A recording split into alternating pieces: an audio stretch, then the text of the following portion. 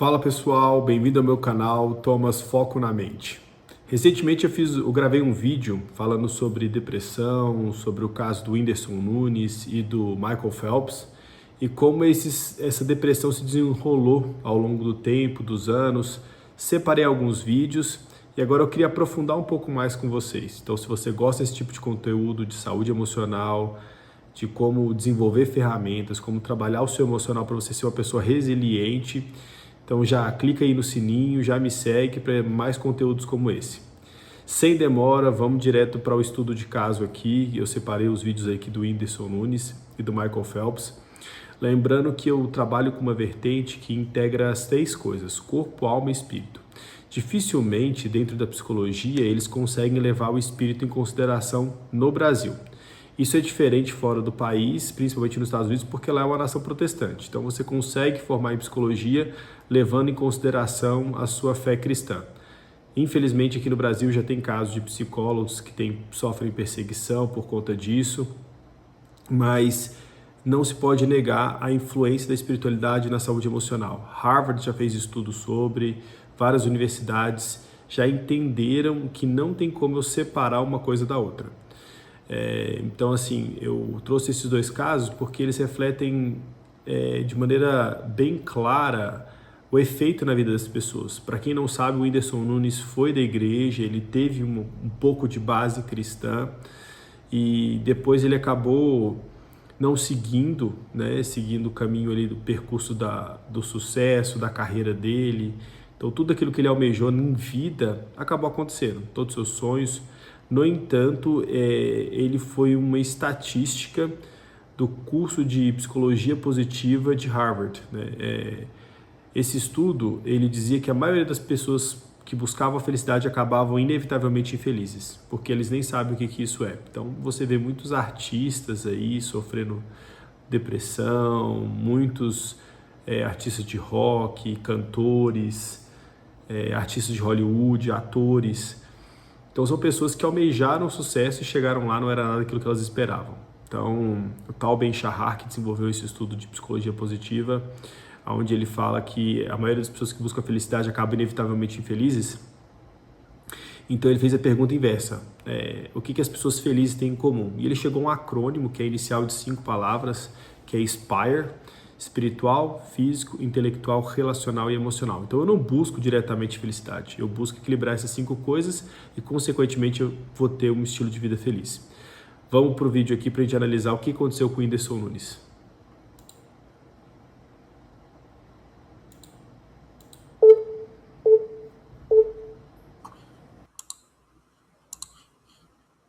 Pra fumar um cigarro 8 horas da manhã, quando eu prestava atenção, eu juro pelo quê? Como isso aqui é uma madeira, como isso aqui é um sofá, que quando eu prestava atenção, era 9 horas da noite, tava tudo escuro já, e eu me deparava assim, tipo, com a mesma coisa. Cara, eu fumei 3 maços. O quê? Uma pilha de cigarro, assim. Aí eu falei assim, cara, não tô legal não tô legal da cabeça não, não tô vendo o tempo passar, tá ligado? Tá distorcendo, assim.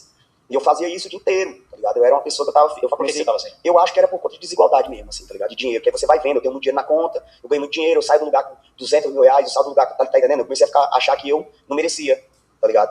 Fui falar com o padre Fábio Melo, fui falar com um monte de gente, aproveitar que eu tenho a abertura, né? E falar, padre, o que tá acontecendo comigo? O que é isso? Porque eu fico assim, ele falou, cara, porque você deve ser uma das pessoas que absorve mesmo, você sente mesmo, você não consegue só ver não, você traz pra você como se você morasse lá e tivesse indignado por que ninguém tá fazendo nada, entendeu? Como se você fosse uma das pessoas e você não consegue tirar de você, entendendo? E aí eu comecei a trabalhar pra pelo menos, tipo, fazer o que eu tinha que fazer, pagar minha folha, né, de funcionário, tenho muito funcionário hoje.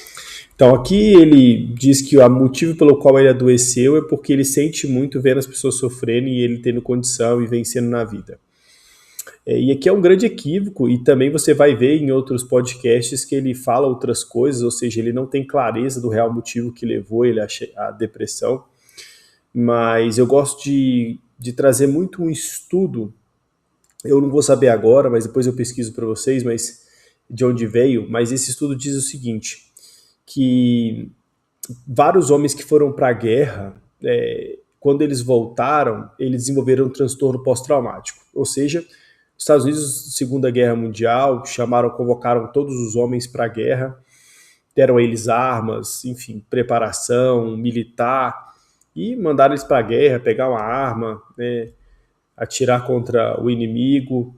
e depois, quando acabou, mandou esses homens de volta para casa, sem nenhum treinamento, sem nenhum desenvolvimento emocional, sem tratar trauma. E o que aconteceu? 80%, se eu não me lembro, nesse estudo, voltou com um transtorno pós-traumático. Síndrome do pânico, crise de ansiedade, depressão, e 20% não teve nada. E aí, quando eles foram estudar para ver o motivo, eles descobriram que a diferença entre esses dois grupos era traumas pré-existentes, ou seja, a sua criação. Então, se você tem traumas na infância, quando você enfrenta desafios na vida adulta, ele é potencializado. O contrário também acontece. Quando você tem uma infância saudável, amorosa, com afeto, quando você enfrenta desafios na vida adulta, você supera de maneira mais fácil. Então, essa é a principal diferença. O que as pessoas precisam entender é que o que leva a pessoa à depressão, uma crise de ansiedade, síndrome do pânico, dificilmente ou raramente é uma coisa só. A grande maioria é o acúmulo de várias coisas. Então, precisou acontecer várias coisas para o Whindersson Nunes chegar nessa situação. Por isso que cada vez que você pergunta para ele, ele dá uma resposta diferente. Aqui ele falou como se ele fosse um cara muito altruísta, empático, que eu não duvido, tá? Que ele gosta de ajudar as pessoas, mas só isso não levaria ele a estar onde ele está hoje, tá? É muito mais uma desconexão com a identidade e propósito do que qualquer outra coisa. E é aquele sonho que eu alcanço, mas ele não entrega o que eu achei que ele iria entregar. Então isso aqui acontece com várias pessoas. Se fosse só essa questão do altruísmo dele, aconteceria com várias pessoas, e não é assim que acontece. Se for botar diretamente e indiretamente, tem mais de quantas pessoas, sei lá, mais de 100 pessoas, tá ligado? Diretamente ligadas a mim, tá ligado? Então eu comecei a prestar atenção nisso na folha e não acumular, porque eu pensava assim, eu não quero ter. Por isso que hoje eu não tenho, tá ligado? Não tenho 10 milhões na conta, não boto, não deixo, tá ligado? Não deixo acontecer essa parada, tá ligado? E não que eu seja nada melhor que ninguém para disso, não, porque às vezes é isso que a galera vai pegar e vai dizer, que é o alecrim dourado, tá ligado? Mas não, é só uma pessoa tentando encontrar um meio de, tipo, se ficar legal. E aí vem a história do meu filho, tá ligado? E aí, poxa, muita coisa aconteceu quando a menina tava grávida, tá ligado? Aí nossa, muita coisa aconteceu. Só que eu fico na minha, fico só na minha, porque eu acho que ficar calado em muitas situações é melhor, tá ligado? Eu acho que isso é uma coisa minha. Eu sou uma pessoa que costuma, por exemplo, eu lutei com o Popó de treinar muito. Então são muitos pensamentos, eu mesmo, tá ligado? Então eu tô muito acostumado a ouvir as pessoas falarem, pode ser, e pensar em casa sobre aquilo, debatendo junto com a pessoa na hora. Sou muito acostumado a ouvir e falar pouco, tá ligado? Então eu falo pouco. Quando eu acho que não tem que falar, aí é que eu não falo mesmo, tá ligado? Então não tem como mesmo. Então a gente passou muita coisa assim e tal. E aí a gente perdeu o neném. No que a gente perdeu o neném, eu ficava assim quando ele nasceu, eu orava, tá ligado? No banheiro, me ajoelhava muito, e eu falava assim, cara, é pra eu me ajoelhar? Aí eu me ajoelhava, eu chorava, eu falava assim, então eu faço de novo, igual quando eu era criança, eu ajoelho, eu choro, mas salva meu filho. Não aconteceu, tá ligado? Aí vem aquela parada de você falar pra você mesmo, dizer assim, mas Deus não tem que provar nada pra você, tá ligado? O que você disse, tem que fazer. As coisas saem como saem ou não, então ok. E aí depois passava o tempo, uma angústia muito grande, assim, uma parada de voltar. Que desafio. Né, a perda de um filho, a gente não pode nem julgar, nem falar nada, né, é uma dor imensurável. Infelizmente, é uma catástrofe. Muitas pessoas realmente têm dificuldade de se recuperar disso. No entanto, você vê aqui que ele ainda tenta recorrer, né, às bases dele cristã, de oração, de buscar, e quando não acontece conforme ele gostaria, ele tenta ele mesmo se confortar, se tranquilizar, o que é um desafio, né? O que eu sempre digo é que a gente precisa buscar as ferramentas antes do problema. Quando o problema chegar, a gente não sabe se vai estar preparado ou não, se vai ter as ferramentas ou não. Então, quanto máximo de ferramentas você tiver, melhor. É o que eu sempre explico. As pessoas passam por conflitos na vida, né? A vida, ela funciona pulsando. O coração, ele contrai e relaxa, contrai e relaxa. O coração só contraído é um coração morto. O coração só relaxado é um coração morto. Então, a gente tem conflito, ele passa, a gente tem crise, passa. O problema é que quando passa, a gente deveria desenvolver ferramentas para quando ele voltar a gente saber o que fazer. A maioria das pessoas não fazem nada, então quando ele vai voltando cada vez maior, até que ele se torna maior do que eu consigo suportar. E aí acaba sofrendo aí uma depressão, uma pressão para baixo. E tem pessoas que têm muita dificuldade de conseguir sair disso. Um sentimento, assim, sabe? Você tá bem, tá legal, tá bacana e tal, e um dia, aquela coisa de conseguir puxar pra tão longe, que eu falava assim, cara, deixa eu sonhar, tá ligado? E aí você vai vendo a sua fé perdendo, porque você falava assim, cara, se eu falava pra mim, se eu existisse, eu dava esse sonho pra esse cara, só pra parar, tá ligado? E não acontecia. E aí a mesma coisa, você vê sua fé perdendo, tá ligado? E aí você tenta ficar se enganando, tá ligado? Se dá uma assim enganada, tá ligado? Mas aí é aquela coisa, é o equilíbrio. tá ligado? Que o indígena me falou. Eu não posso largar a essência da fé nem de Deus, nunca. Não tem como, tá ligado? Assim como eu não posso ignorar todos esses fatos que aconteceram na minha vida. Não é fácil equilibrar tudo isso. É realmente bastante desafiador você equilibrar a fé com perda, com dor, com sofrimento, com a humanidade. Então, realmente, é nesses momentos que é testado, né, a nossa confiança em Deus, a nossa espiritualidade, né, e nem todo mundo está preparado. E não é que Deus é masoquista ou aqui ele está se colocando melhor do que Deus. Né? Ah, se eu fosse Deus, eu teria feito isso. Eu teria curado, eu teria dado o que ele está pedindo. Mas o mundo funciona com várias variáveis, né? Deus deu livre-arbítrio. Muitas das coisas que a gente sofre hoje é consequência das nossas escolhas, das escolhas dos nossos pais, da sociedade. Então, todas essas coisas, elas coexistem ao mesmo tempo. E não que Deus não possa intervir, mas ele pode, em muitos casos ele até intervém, mas a gente conseguir mensurar o porquê, quando e como ele faz também, muitas vezes é fora da nossa capacidade de compreensão. E esse descansar, mesmo não compreendendo, é a fé. Né? Por isso que vai dizer em Hebreus que sem fé é impossível agradar a Deus, porque eles creem que ele é galardoador daqueles que o buscam. Então essa fé que é o grande desafio. Por causa dele. Tá entendendo? E você vê que ele o tempo inteiro tentando equalizar isso, né? Com tudo que ele já recebeu, com o que ele vive, chega um momento que ele vê que o que ele recebeu não foi suficiente para enfrentar o que ele passou. É o que eu falo para as pessoas. Todo mundo vai enfrentar tempestades na vida. Não tem jeito. Né? O difícil é alguém sair ileso. Não tem ninguém. Se você ler de Gênesis a Apocalipse, todo mundo que está ali enfrentou tormenta, tempestade, desertos. Por que a minha e a sua vida vai ser diferente? Então, a questão é quando que nós vamos enfrentar, né? E aí a gente tem que desenvolver ferramentas para estar preparado para enfrentar. E como que isso acontece? Uma árvore ela pode crescer para dois lados, para cima e para baixo. Para cima é a parte visível, casa, carro, sonhos, bens materiais, título, a parte acadêmica, estudo. A parte para baixo, princípios, valores, espiritualidade emocional. Então, tudo são suas raízes. Então, se você crescer muito para cima e não crescer proporcionalmente para baixo, quando você enfrentar desafios na vida, pode te derrubar. Assim como eu já vi árvores lindas, grandes, serem derrubadas, porque a tempestade foi maior do que a capacidade dela de segurar ali no chão. Então, as raízes nossas são isso. Por isso que é importante, quando a gente está bem, a gente buscar consolidar as nossas raízes, cuidar do nosso emocional, fazer terapia, desenvolver espiritualidade, comunhão, para quando a gente enfrentar os nossos desafios e os nossos desertos, a gente ter raiz suficiente para conseguir sobreviver. Na minha visão. Na minha visão. Mas eu também não posso dizer que eu sou uma pessoa sem fé hoje, tá ligado? Porque eu estaria mentindo se eu dissesse que não acredito em nada. Mas eu acredito.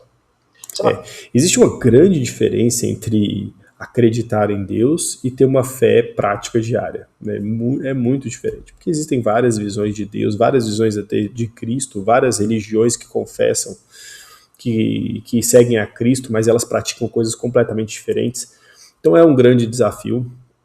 Eu gosto muito da frase do C.S. Lewis, porque ele se considerava um ateu muito fervoroso, e quando ele se converte, ele diz a seguinte frase, né, que as pessoas acreditam que sair do ateísmo para o teísmo, de não crer em Deus para crer em Deus, é um grande passo, mas para Deus não quer dizer nada. As coisas começam a mudar quando eu passo de crer em Deus para um relacionamento diário com Jesus Cristo. Aí sim as coisas começam a mudar. E a maioria das pessoas não tem noção nem do que é isso, né? O relacionamento diário com Jesus Cristo. Então, aqui o que ele está falando é isso, né? Eu tenho uma fé, mas uma fé abstrata, não é concreta, não é estruturada, enraizada. Eu sei que existe, eu sei que tem, mas eu não sei como. Então, aqui é o que ele tenta se convencer, né? De como ele consegue equalizar isso tudo que aconteceu com ele. Não acha que às vezes tem coisas, cara, que vem... E foi uma coisa que eu comecei a perceber na minha vida, assim, né? Tipo, eu tenho a vida antes de Deus e depois de Deus, digamos assim, né? Porque eu sou um cara que sempre acreditei em algo maior, mas tive uma conversão recentemente, onde eu passei a de fato acreditar em Deus.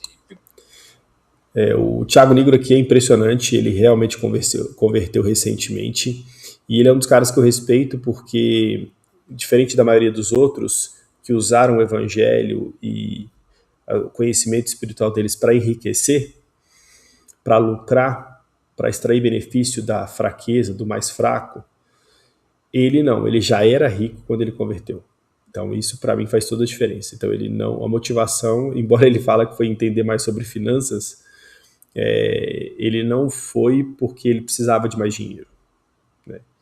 Ele foi porque realmente tudo que ele tinha conquistado não supriu o vazio que ele tinha. Fui batizado no Jordão e tal. E aí, cara, A grande tristeza é que ele não teve bons mentores e ele começou a pegar muita informação de muito lugar. E aquilo que eu falo, o evangelho não é sobre informação, ele é sobre formação. Então muita informação acaba gerando mais confusão. eu vejo que sem Deus tem coisa que acontece na sua vida que você fala sofrimento. Então acontece uma coisa ruim na sua vida e você fala, caraca, que coisa ruim na minha vida, que péssimo, que absurdo, eu preciso mudar algo. Cara, tá tudo ruim. Mas com Deus, o que começou a acontecer na minha vida é que muitas das coisas ruins que passaram a acontecer na minha vida, eu comecei a enxergar como algo bom. Algo que precisa acontecer agora, porque vai gerar uma dor menor do que geraria no futuro. Né? Então isso aqui foi um pouco do que mudou na minha vida. Você não acha, cara, que quando a gente fala de Deus e os acontecimentos da nossa vida, de fato, eles, cara, eram para acontecer e muitas vezes tem um sentido maior em isso daqui acontecer e que às vezes não tá claro hoje e talvez lá na frente faça sentido, assim? Eu não sei, assim, eu acho que eu continuo trabalhando, fazendo as minhas coisas, continuo trabalhando, porque, assim, eu acho que o que me trouxe até aqui, esse entendimento que eu tenho, foi meu sonho, tá ligado? Meu sonho sempre foi viajar, tá ligado? E eu acho que, quanto mais o tempo foi passando, eu acho que foi afirmando isso, que eu sou uma pessoa meio nômade mesmo, assim, 2 meses no lugar e já quero... O que me trouxe até aqui foi meu sonho. Aqui que entra um grande desafio. Aquilo que eu falei, a maioria das pessoas que buscam a felicidade acabam infelizes. Então, é o que aconteceu com o Whindersson Nunes. Ele buscou o sonho dele. E o sonho, na maioria, é pautado por propaganda. Então, tudo aquilo que a gente enxergou, que a gente viu, que a gente pensou, acreditou que é o sucesso, na verdade não é. Então, é aquilo que eu sempre falo. Muitos jovens hoje que dirigem no mercado digital, conseguem comprar um Porsche, uma Ferrari, lá atrás, quando eles não tinham, eles viram a propaganda que venderam para eles, que homens que dirigem esse carro são homens respeitados e valorizados. Então, eu quero ser um homem respeitado e valorizado. Então, eles colocaram a cabeça, energia e disposição em tentar alcançar isso. O problema é que eles chegaram lá e a propaganda não mostrou para eles que quando você chega nesse patamar, é mais difícil para você manter do que para você conquistar. Ou seja, você vira escravo daquilo que você conquistou. Segundo, você começa a ter um monte de gente interesseira à sua volta. Eu gosto de uma frase do Thiago Nigro que ele fala que ele não ostentava, porque quem ostenta usa as pessoas para conseguir coisas. Eu vou atrair esse tipo de pessoa. E daqui a pouco essas pessoas também vão estar me usando para conseguir coisas. Então é muito sobre isso. Então, muitas pessoas que almejam aí, igual aconteceu com ele, foi o que ele fez. Ele colocou a cabeça no sonho, mas chegou lá, não era aquilo que ele imaginava. Então, e aí o chão dele caiu e ele não conseguiu se recompor. E em vez de buscar equilibrar as 5 coisas que eu falei para vocês no começo, espiritual, físico, intelectual, relacional e emocional. Eu gosto desse estudo porque é um estudo feito em Harvard, no curso de psicologia positiva, não é um estudo feito por uma igreja. Então muitas pessoas tentam tirar a espiritualidade aí da formação de psicologia e cada vez mais se comprova a necessidade da integração entre os dois. Tá em outro, já entediei, já fiquei meio assim, sabe? E tipo assim, eu acho que a gente tá em constante movimento. Tá ligado? Eu acho que o movimento... Qual que é o seu sonho hoje? Qual que é o seu movimento hoje? Cara, eu tinha vontade de ganhar um Oscar ou um Grammy, tá ligado? Uma parada que fosse... Não pelo que... Tá vendo? Mais bens materiais, mais reconhecimento e valorização pelas pessoas. Deixa eu concluir o que eu tinha falado. Então as pessoas almejam isso, porque a propaganda vende que quem compra e adquire essas coisas são pessoas respeitadas e valorizadas. O que na verdade deveria acontecer era em casa. Em casa ele deveria receber esse reconhecimento, essa valorização da família. E aí ele não precisaria buscar de fora. Eu quero reconhecimento do mundo porque eu não tive em casa. Se eu tenho em casa, eu tô nem aí pro mundo. Então é o inverso. Então quando os pais falham em transmitir valor e identidade, os filhos vão buscar de fora. E aí eles se tornam presas fáceis para propagandas. E aí que mora o perigo, né? De pessoas passarem a vida buscando por algo e quando chegarem lá se decepcionam com o resultado. Nada não, assim, mas por uma parada que eu queria causar com isso, tá ligado? Sempre eu só trabalho em cima disso aí, tipo, se eu faço no indie porque eu quero causar um negócio, aquele negócio ali, tá ligado? Tipo, essa sensação que quando tu gosta muito, quando tu escuta, essa sensação de dar uma vontade de vencer, sabe, de chegar em algum lugar, de crescer, de que pode, tá ligado? Tem uma coisa que eu quero causar por trás disso. Se eu ganhasse um Grammy, eu ia levar pra uma pessoa que não sabe o que é um Grammy no interior do sertão, assim, ia dar pra pessoa, e ia falar assim, olha aí que legal, se a pessoa entender, você sabe o que é isso aí? A pessoa fala, não, eu falei, cara, eu também não sei não, mas o mundo inteiro corre atrás desse negócio aí. A classe artística é doido por um desse. Se disser que o nome dele tá lá, meu amigo, mas tu é doido, aí ele grava em outro lugar, aí ele faz outras paradas, ele sobe em outros palcos, aí ele vira amigo de outras pessoas, tá ligado? E eu trouxe esse aqui pra vocês encostar nele, tá ligado? Tipo, eu tinha uma vontade de fazer uma parada dessa daí, assim, tá ligado? Vamos pro segundo vídeo aqui. Cara, eu não quero entrar em detalhes de relacionamento nem nada disso, mas ter tua vida exposta, assim, dessa é uma puta bosta, né, cara? Gente falando pra caralho. Tem os prós e os contras, né? Tá bom, também a gente ganha muito com isso também, não dá pra... É que a cabeça é um negócio muito, muito doido, né? A cabeça da pessoa é uma parada muito louca, tipo, a maioria das pessoas queria ter a minha vida, ter o dinheiro que eu tenho e acontecer as coisas que acontecem comigo. Tipo, mas a maioria das pessoas que pudesse optar, optaria eu, entendeu? Eu, se, por exemplo, pudesse optar, talvez eu optaria por não ser famoso. Mas hoje eu não posso mais optar, né? Não tenho o que fazer mais. Mas talvez eu optaria por ser só rico, só. Se eu fosse só rico, porra, show de bola demais. Agora, rico e famoso, aí é foda. E tudo que se faz, aí a galera vai falar e tudo mais, mas os prós e os contras, né? Sim. Mas você tem vontade de algum momento, sei lá, morar fora, dar uma respirada? Cara, acho que a vida é muito grande. Eu já tinha vontade agora, né? Agora eu já tinha vontade. Mas aí, as oportunidades legais aí apareceram, assim, de mostrar o que eu tenho vontade de fazer, porque eu tenho muita vontade de fazer algumas coisas, eu tenho uns planos de fazer algumas coisas, sabe? Tipo, parodiar algumas coisas, fazer um outro show, entendeu? Mostrar, porque quando você vai assistindo seus shows, você vai vendo que você vai amadurecendo, você fica doido pra fazer outro que você amadureceu mais um pouquinho, sabe? Olha que os primeiros têm vergonha. Então, aí O eu... público não saca, o público não tem isso, o público Eles gosta. não sabem, eles gostam de todas as piadas, gostam de tudo. Gosta. E tinha vontade de dar uma subida, assim. Porque eu imagino que em algum momento deva ser meio sufocante também, né, cara? Pô, Algum momento, todo momento, é muito sufocante. Eu falei um dia desse pra uns amigos meus, né? Eu falei assim, rapaz, eu já chorei vendo um bar, uma galera curtindo, tomando uma cerveja. Mas é impossível, pra mim é impossível. Tipo, ir num bar, aí tem aquele negócio, fechar um bar, levar seus amigos de novo, ver a mesma pessoa toda hora. Eu vejo a mesma pessoa da hora que eu vou dormir. Teve um dia que eu já fiz assim, Rafinha, só pra testar, teve um dia que eu tava assim meio depressivo, eu falei assim, caralho, não posso fazer nada. Meu Deus, todo mundo tá me olhando agora, quer ver? Aí eu dentro do quarto, do jeito que eu tava, assim, na mão da depressão, eu fiz assim, ai, socorro! Entrou umas 5 pessoas do nada dentro do meu quarto. O que foi? Muita gente. Falei, caralho, eu não posso me quebrar dentro do meu banheiro. Que se eu tiver nu, todo mundo vai me chegar e vai me ver pelado e vai, pega ele, remenda ele, que o Brasil ama ele. Então, isso aqui que ele colocou é uma coisa que adoece muita gente. Não precisa ser rico, não precisa ser famoso, rico precisa. Mas muitas pessoas, elas buscam ganhar dinheiro para construir um castelo onde tudo que aconteça esteja sob controle. Então elas querem que tudo aconteça exatamente conforme elas planejam. Então elas se esforçam muito para trabalhar, para ter dinheiro. Já viu aquelas pessoas que vão no restaurante, vê algum defeito ali, já reclama, já fica irritado por qualquer coisa. Então é isso, as pessoas vão trabalhando para tentar fazer o mundo se encaixar do jeito que elas querem, só que quase nunca vai acontecer isso. Então elas estão sempre irritadas, sempre à flor da pele. Então acaba que isso adoece mais as pessoas, quando elas vão se isolando para construir um castelo. O ideal é, quanto mais pessoas eu tenho, eu convivo, mais ferramentas eu desenvolvo, mais leve eu fico. Porque onde eu for eu consigo lidar bem com as pessoas, e com o ambiente, com a situação. Quanto mais isolado, menos ferramentas eu tenho, e mais propício a ter um burnout, uma exaustão, uma crise de ansiedade acontece. Por isso a necessidade de eu desenvolver ferramentas. Ele, e não sei o que, ai meu Deus, aí eu me afundava naquele choro e tudo mais. Porque pra mim, eu sou uma pessoa depressiva, assim, eu já saí de um lugar de depressão muito ruim que eu estive, assim, já saí dele. E é uma tristeza, porque você vê pessoas que se esforçaram muito, pagaram um preço muito alto de dedicação, tem talento, e chega lá e a maior parte das pessoas passaram triste. Mas assim, acontecia. Mas por que você acha que você entrou nesse buraco? Aqui agora ele vai dar outra resposta. A gente acabou de ver uma que vai ser a segunda resposta que ele vai dar. Por fama mesmo, isolamento mesmo. Porque assim, eu trabalhei muito. Por fama e isolamento. No outro, ele disse que era porque ele sentiu que as pessoas estavam passando. Que ele era muito altruísta, ele não conseguia só ver a pessoa sofrer. Ele levava pra ele. Agora é por fama e por ter muita gente em volta dele. Muito demais. Assim. Eu trabalhei a ponto de não saber quanto eu tinha, tá ligado? Mas não de que tinha tanto que não sabia. De que, tipo, eu tava só fazendo, eu nem sabia o que tava entrando. Se tivessem me roubando tudo, eu ia descobrir só em 2018, tá ligado? E aí, tipo, quando eu parei, que eu vi tudo que eu tinha feito e tudo mais, aí chega aquele negócio do... E aí, o que mais? E aí, agora eu tenho 20 anos, caralho. Aí lá vai, o que eu faço? Eu vou ajudar a gente, ajudar animal, ajudar, o que é ajudar o planeta? O que eu vou fazer? Recolher sacola? Fazer alguma coisa boa pro mundo? O quê? Aí você vai conhecendo gente, a gente quer ajudar, a gente quer fazer isso, a gente quer fazer aquilo, aí você vê que tem um fundinho de querer ganhar alguma coisa. De novo, meu Deus, não vou encontrar ninguém que vai fazer uma coisa boa, uma parada. Aí você vai ficando pra baixo. E aí o isolamento, porque se eu conversasse com mais pessoas, com mais gente, né? E se sentindo sozinho nessa piração toda também, né? Porque é uma coisa da cabeça da pessoa, da sua cabeça. Então você conta, a pessoa não entende, aí você pensa que tá ficando doido. Entendeu? E acho que...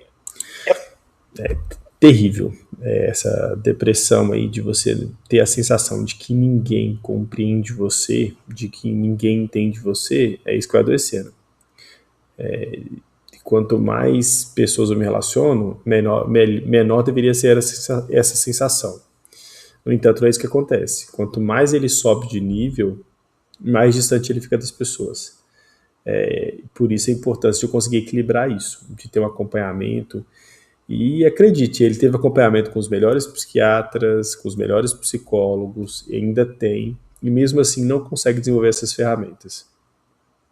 Então eu fico muito triste, né, quando eu pego muito paciente que já tentou várias coisas e às vezes não consegue sair, porque realmente tem algumas situações que são muito desafiadoras. É louco isso, né? Porque as pessoas subestimam muito a tristeza de quem tá no auge. E tem um lugar aí que ele é incômodo mesmo, assim. Né? De tipo, realmente você se sentir sozinho e conquistando muita coisa muito cedo, né? Tem um processo. Porra, Que é bom, é bom demais. E aí você fica triste porque, mas não tá tudo bem, você não tá tudo acontecendo com você. Vários pacientes que eu atendo, eles têm a mesma queixa.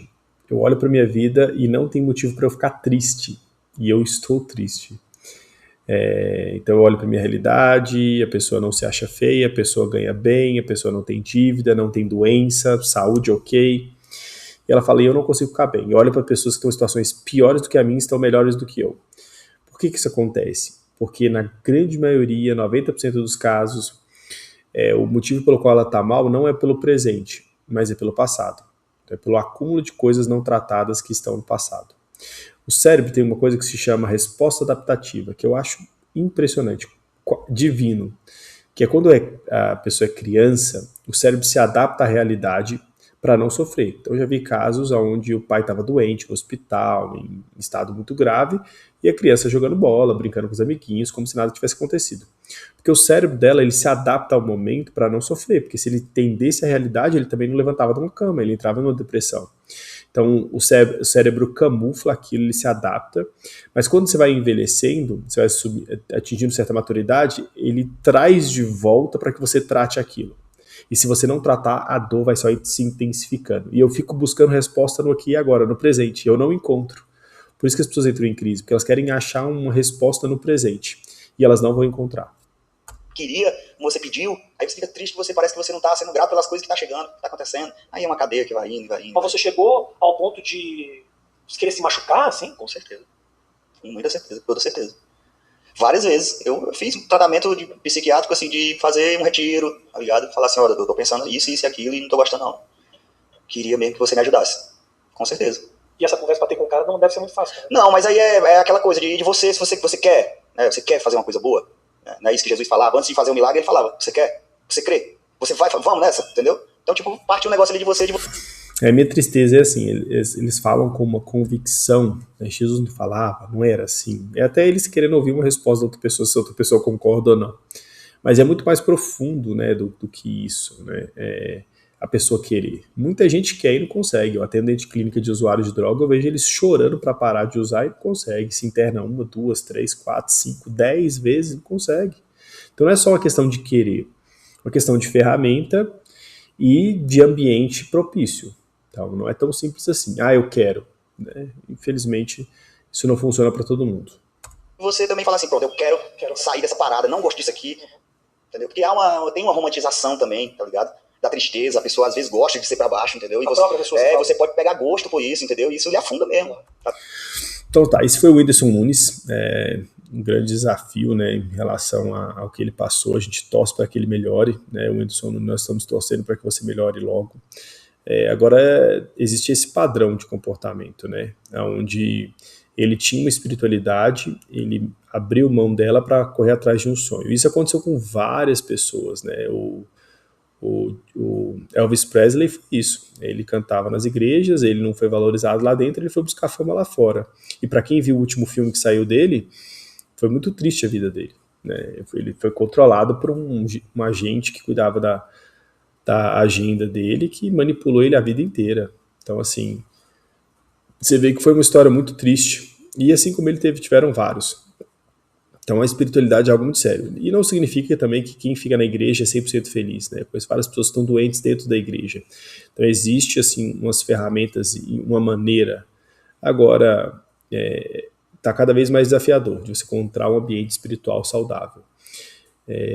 Agora, vamos para um segundo estudo de caso, que é o do Michael Phelps. Esse eu vou fazer mais curto para o vídeo não ficar muito longo.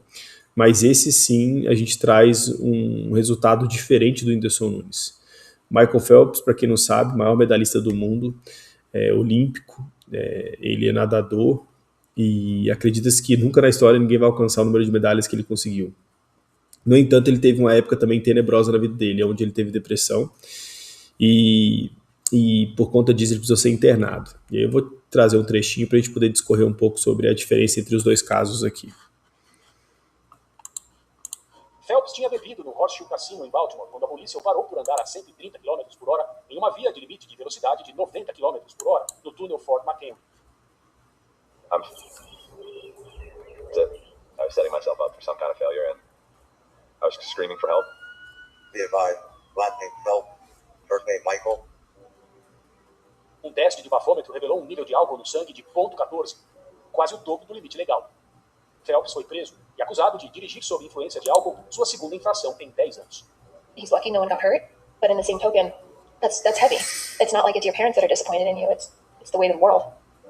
I honestly felt like that was his third strike, and that was it. That his ability to kind of be like Phelps, was kind of over. Nos 5 dias seguintes, Phelps disse que ficou em sua casa em Baltimore, trancado em seu quarto. For a moment, I thought it was going to be the end of my life, literally. Just because it was like, second one, how many times is he going to mess up? I was like, yeah, it'll probably just be better without me if people want to deal with the BS that I give him or the crap I put him through. I didn't really leave my room, didn't eat, didn't really sleep. I just figured that it was the best thing to do was just to end my life. Ele bebia, saía pra noite, dirigia bêbado, e aí por isso que ele foi preso. O conselho do amigo de longa data, mentor e ícone de Baltimore, Lewis. I'm like, baby boy, listen to me. This is when we fight. This is when real character shows up. Don't shut down. Because if you shut down, we all lose. And so to hear a younger brother say some of the things he was saying, right, about, well, I felt that. I just felt that. I'm like, really? Really? Okay, let me give you an example of what you say messing up is.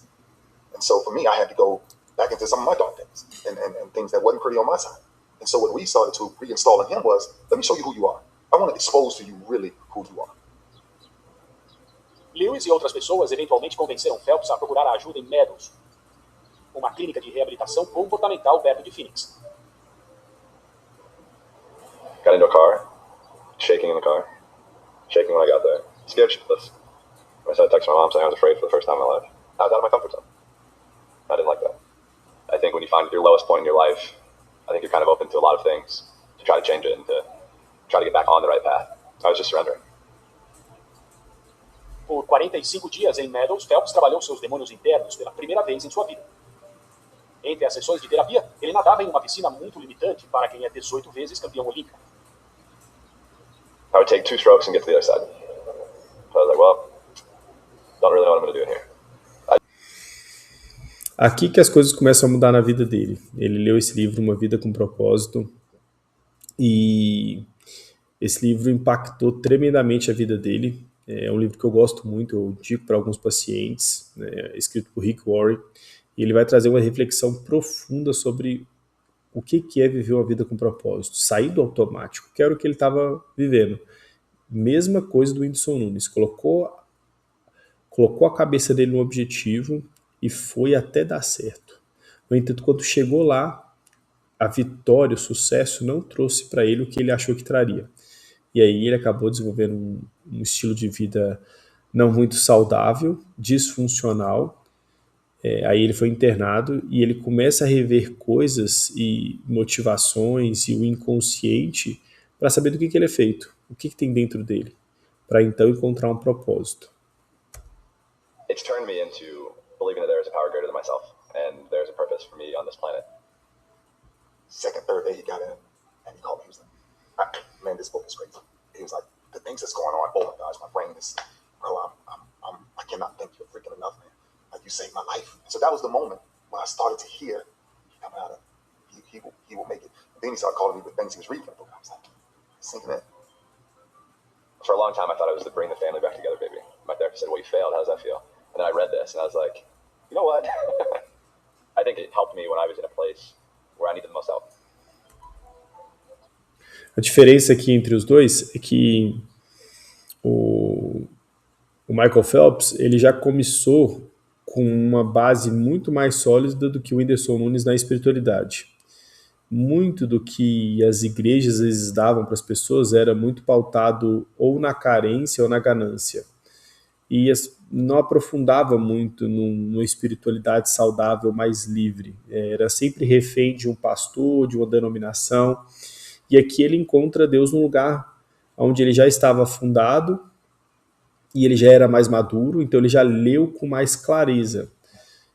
E também é uma obra sobrenatural, né? Tem algumas coisas que a gente consegue analisar e tem outras que também a gente não vai conseguir se explicar tudo, mas com certeza é algo sobrenatural. Mas o que eu quero trazer aqui é que esse livro, de fato, até hoje, para muitas pessoas que às vezes estão 20, 30 anos na igreja, é algo profundo. Então ele trouxe uma reflexão que chegou no momento certo de maturidade, que ele conseguiu absorver, entender e praticar. Diferente do Whindersson Nunes, que recebeu lá atrás um conhecimento, eu não sei o que foi, né? Mas dá para ver que por muitas coisas que ele fala, que está longe de ser o que está escrito no livro. Sobre cristianismo, sobre espiritualidade, porque esse livro também foi feito por um pastor, escrito por um pastor para cristãos. Então o Whindersson Nunes faz muita confusão, que se ele tivesse lido esse livro, talvez ele não teria tanta confusão assim. As lições aprendidas naquelas páginas e a terapia convenceram Phelps a tentar reconstruir sua relação com seu pai. E aqui ele começou a fazer terapia, restaurar a vida dele familiar e voltou a competir de novo. E ele voltou a ser campeão mundial, medalhista olímpico. E o autor do livro Uma Vida com Propósito chamava ele de meu atleta com propósito, né, que é o Rick Warren. E fantástico, né? Para mim, é uma das grandes diferenciais de uma pessoa é a espiritualidade, porque a gente é um ser de corpo, alma e espírito. Então, o corpo é aquilo que você alimenta, você dorme, você faz exames de sangue, tudo aquilo que você cuida do físico é o seu corpo. E ele é muito importante. Se você não se alimentar bem, se você não dormir, você não vai conseguir fazer muita coisa com os outros dois. Emocional é aquilo que você coloca no seu cérebro, a sua psique, o consciente, o inconsciente, aquilo que você assiste, os seus relacionamentos, seus afetos, terapia, o que você lê, tudo isso vai entrar no seu inconsciente e também vai formar quem você é. Então é extremamente importante. Se você só coloca coisa ruim, se você só assiste coisas ruins, se você só tem relacionamento com pessoas tóxicas, automaticamente você vai adoecer. E o terceiro é o espiritual, que para mim ele é o mais importante porque ele afeta tanto sua vida aqui na Terra quanto sua vida vindoura, a vida depois daqui. Então, e é o grande desafio hoje das pessoas. Tem muita gente que consegue cuidar do corpo, da alma, mas não consegue cuidar do espírito de maneira saudável. Por isso que eu acho que esse é o grande diferencial em pessoas que são emocionalmente estáveis e saudáveis. Porque elas entendem propósito, porque elas entendem a questão espiritual, uma conexão com Deus e priorizam isso. Acho que vou encerrar por aqui. O vídeo ficou um pouco longo, mais do que eu gostaria. Mas a mensagem que eu queria deixar é essa: dediquem-se a desenvolver esses 5 pontos: espiritual, físico, intelectual, relacional e emocional, para que você possa usufruir das coisas que são conquistadas, né?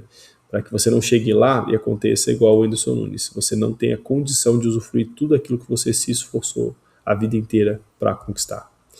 Te vejo na próxima, até mais.